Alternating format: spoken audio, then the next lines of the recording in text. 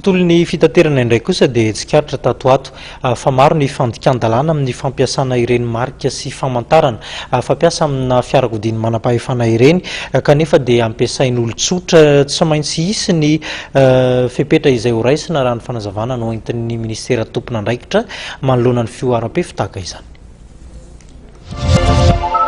Tsy azo atao ntsony ary voarara tanteraka ny fampiasana jiro mihodinkodina sy ny fampiasana fiarakodia misy fitaratra matroka ho an'ny olon-tsotra.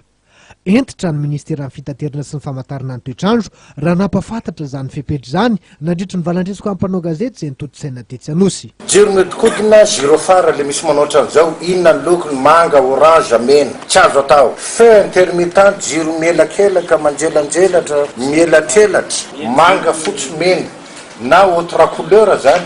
Zay zavatra ankoatra ny voalazany ny en visite technique zany manambarany hoe ato ny feu de position, ato ny phare, ato ny feu de zao.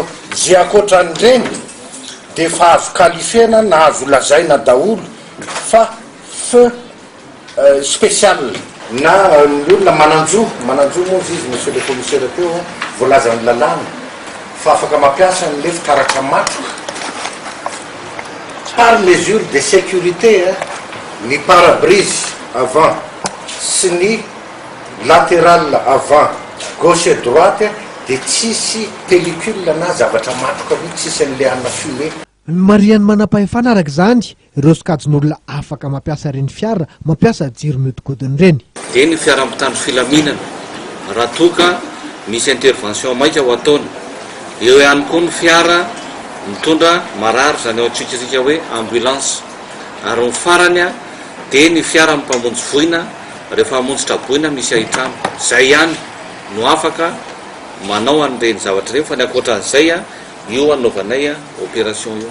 Anio dia mbola fanentanana aloha no nataon'ny ministera fitaterana sy ny famantarana ny toetrandro.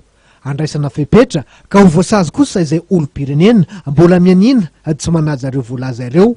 Satria azo lazaina ho fandikan-dalàna tanteraka ny fampiasana jiro mihodinkodina sy ny fiarakodia misy fitaratra matroka.